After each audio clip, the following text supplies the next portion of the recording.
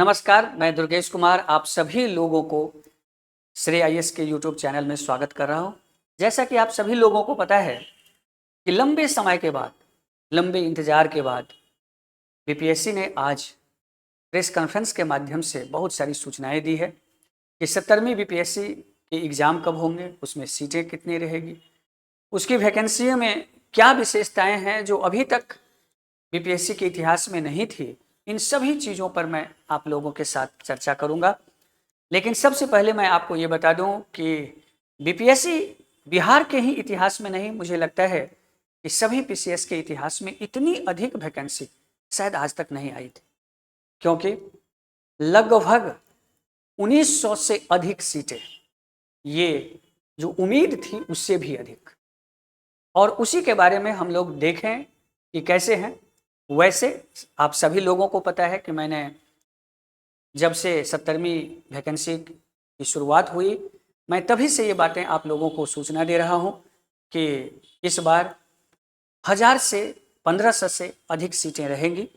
लेकिन आज आयोग ने ये घोषणा की कि लगभग 1929 सीटें जो उनको अभी तक आ चुके हैं और 35 सीटें जो उन्हें कल आने की है संभावना, और इस तरह से कुल मिलाकर के 17 विभाग और 2 विभाग जो कल आएंगे, जिसमें अल्पसंख्यक विभाग और कोई विभाग हैं, उनसे सूचनाएं उन्हें प्राप्त होगी। और इस तरह से देखा जाए तो 3564 के आसपास जो है जो अभी सीटें हैं जिसकी आयोग ने घोषणा की है। और वो क्या सब हैं, किस तरह से हैं, कैसे सारे के सारे जो है लेवल 9 के पोस्ट हैं, ये एक अपने आप में अनूठा है। इसलिए याद रखिए, आप सभी बीपीएससी की तैयारी करने वाले लोग के जीवन में, आपके घर परिवार समाज में एक बड़ा सा परिवर्तन आने वाला है, क्योंकि आपके सपनों को साकार होने का समय आ चुका है। और इसको साकार करने के लिए आपके पास 60 दिन का समय है। उस 60 दिन का प्रयोग आप कैसे करें, इस पर भी चर्चा करेंगे। लेकिन पहले चलते हैं उन सूचना को देखें जिसके लिए आप लोग इंतजार कर रहे हैं, जिसके लिए आप लोगों ने लंबा इंतजार किया है, तो उनको देखते हैं। सबसे पहले चलते हैं तो परीक्षा जो है, परीक्षा की तिथि को लेकर सबसे पहले इसको स्पष्ट कर दें।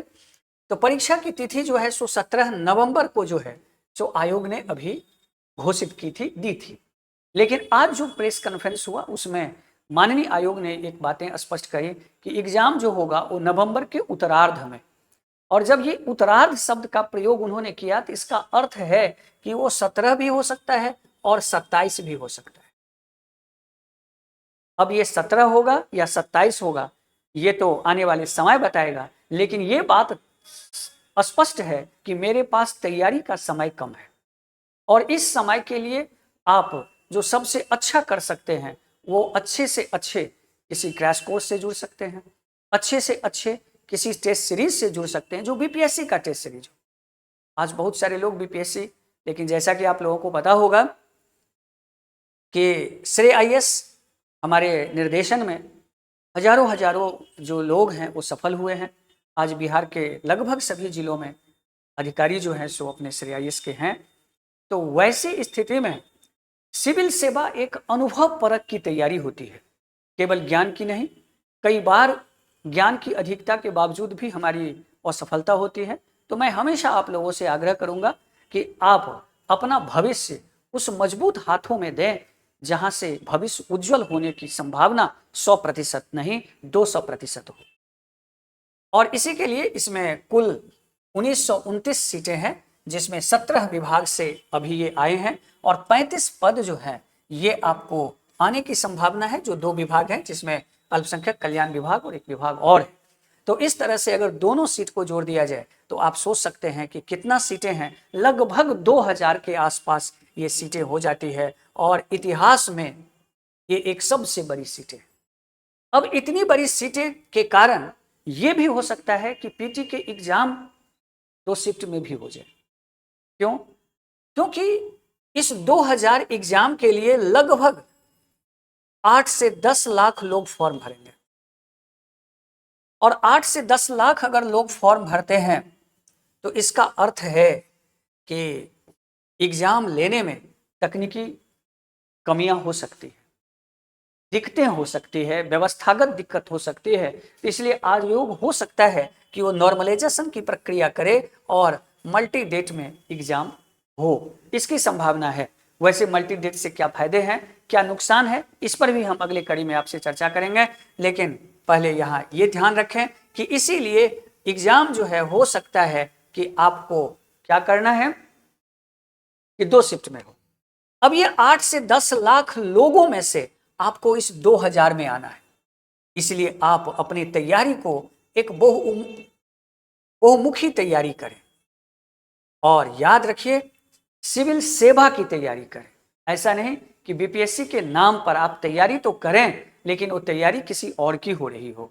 इसीलिए याद रखिए गायघाट चलने वाले लोगों को गांधी मैदान नहीं मिला करते, इसलिए रणनीति और दिशा अगर गलत हो तो मंजिलें अक्सर गलत हो जाती है। इस तरह से अब देखिए इसमें जो कुल घोषित पद है उस पद को मैंने 2 लेवल में आयोग ने स्पष्ट से बांटे हैं, जो समझाने के लिए मैंने आपको अलग अलग बनाया। इसमें सबसे अधिक जो सीटें हैं उसमें लेवल 9 का पोस्ट है, टॉप मोस्ट, इसको टॉप पोस्ट कर सकते हैं आप। ये टॉप पोस्ट हैं और इसी पोस्ट के अंतर्गत जो एसडीएम का पोस्ट है ये आपको 200 पोस्ट है। आप लोगों को पता होगा कि मैंने अपने वीडियो में इसकी सूचना बहुत पहले दिए हैं कि 200 जो है सो एसडीएम के पोस्ट हैं और डीएसपी के जो पोस्ट हैं वो आपको 136 पोस्ट है। इसी तरह से इसमें और सारे पोस्ट हैं, फाइनेंस सर्विस की है। इसके अलावा ग्रुप जो 7 है, लेवल 7 में 1291 पोस्ट है। अब इन पोस्टों का अगर मैं मोटा मोटा थोड़ा सा आपको बांटकर बताऊं तो वो पोस्ट कुछ ऐसा है, जैसे ये एसडीएम के पोस्ट हैं 200, डीएसपी के 136, बिहार फाइनेंस सर्विस के 168 और अदर सभी विभागों को लेकर के 174, कुल 678 सीटें हैं जो लेवल 9 के पोस्ट हैं।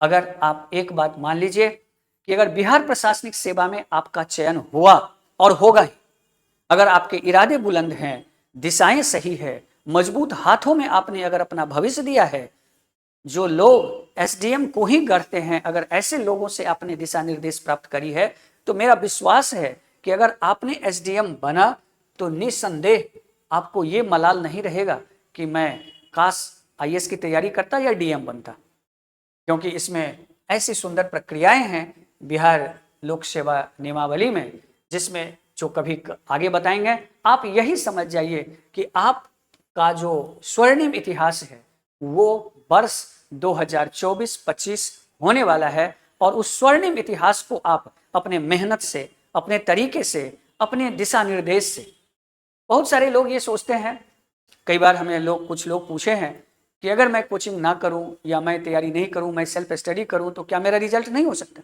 100% हो सकता है। सेल्फ स्टडी की कोई विकल्प नहीं है, एकदम हो सकता है। लेकिन जो योग्य संस्थाएं होती हैं, जो इन्हीं चीज़ों में जिनकी एक्सपर्टीज है, वो लोग आपके मेहनत को बचा देते हैं। आप क्या पढ़ते हैं ये महत्वपूर्ण नहीं होता, महत्वपूर्ण ये होता है कि आप क्या छोड़ देते हैं, आपको क्या नहीं पढ़ना है। क्योंकि आज गूगल के ज़माने में, आज चैटबॉट की ज़माना है, उस जमाने में इंफॉर्मेशन की कमी नहीं तब तक जब तक कि आप सेलेक्टिव नहीं होते।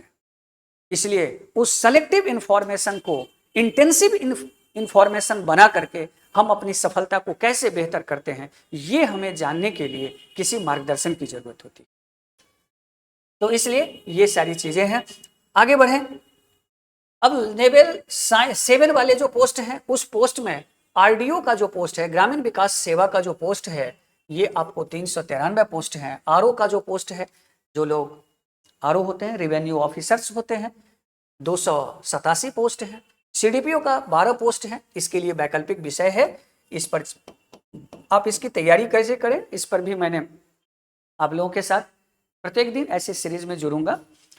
और अदर्स जो है ये 229 सीटें हैं, कुल 1251 सीटें हैं। अब यहां पर है, इतनी अच्छी वैकेंसी है, इतनी अच्छी मौका है, ये वैकेंसी नहीं है, ये मौका है। और मौका उन्हीं को मिलता है जो मौकों के लिए तैयार होते हैं और अपने आप को उस मौकों के अनुरूप बनाते हैं, क्योंकि सपने साकार नहीं होते, रणनीति साकार होते हैं। सपने देखने से कभी मंजिलें नहीं मिला करता, उसके लिए रणनीति और मेहनत करनी होती है। अगर वो बेहतर है तो अपने आप सपना पूरा होता है, क्योंकि सपने देखने वालों की कमी नहीं है, लेकिन सफलता प्राप्त करने वाले की कमी है। इसलिए आप उस सफलता वाले क्रम में शामिल होइए, नहीं कि सपनों देखने वाले में। इसमें जो छोटा सा इंफॉर्मेशन मैं आपके लिए लाया हूं कि 1/8/2024 तक जो आपकी उम्र हो न्यूनतम वो 20 वर्ष, 21 वर्ष और 22 वर्ष। कितना सुनहरा अवसर है। सोचिए, अगर आप 20 वर्ष में डीएसपी बनते हैं, अगर आप 21 वर्ष में कोई ऑफिसर्स बनते हैं और 22 वर्ष में अगर एसडीएम बनते हैं, तो सोचिए अपने जीवन के अंतिम काल तक जाते जाते आप कहाँ पहुंचेंगे। आप सचिव लेवल के अधिकारी बन जाएंगे। इसलिए ये मौका है उन लोगों के लिए जिन लोगों ने ग्रेजुएशन करी है, ग्रेजुएशन पास किए हैं, और उन लोगों को मैं आगाह करना चाहता हूं कि आने वाला जो 45 दिन है, ये 60 दिन है, जिसमें आप अपने क्रैश कोर्स से जुड़ करके निश्चित तौर पर आप अपना एक रिजल्ट सुनिश्चित कर सकते हैं। क्योंकि अगर पीटी संभव है तो मेंस की मैं गारंटी देता हूं। आप हमें इस तरह से जुड़ें, अपने आप को ऐसे बेहतर बनाएं कि आपके लिए एक पोस्ट हमेशा सुनिश्चित रहे। और इसके लिए न्यूनतम उम्र है ये। अधिकतम उम्र की अगर बात करें तो पुरुषों के लिए 37 वर्ष है। इसी तरह से जनरल महिला, पिछड़ा वर्ग, पुरुष और महिला दोनों के लिए 40 वर्ष हैं। अनुसूचित जाति जनजाति पुरुष और महिला दोनों के लिए आपको 42 वर्ष हैं। और जो विज्ञान है, दिव्यांगजन है, उन लोगों की उम्र सीमाओं में 10 वर्ष की छूटें हैं। इस तरह से कुल मिलाकर के आपके पास एक सुनहरा भविष्य है, सुनहरा कल है। 2025 आपके लिए एक स्वर्णिम इतिहास बनेगा, जब आप एसडीएम के रूप में, डीएसपी के रूप में, आप असिस्टेंट कमिश्नर ऑफ जीएसटी के रूप में किसी न किसी जिला में पदस्थापित होंगे। अपने समाज का, अपने आप का, अपने लोगों का नाम रोशन करेंगे। यही हमारी शुभकामना है। सभी जितने भी लोग इस एग्जाम को देंगे, उन सभी लोगों के उज्जवल भविष्य और सफलता के लिए मैं ईश्वर से कामना करता हूं। उनको हार्दिक और कोटि कोटि बधाई देता हूं।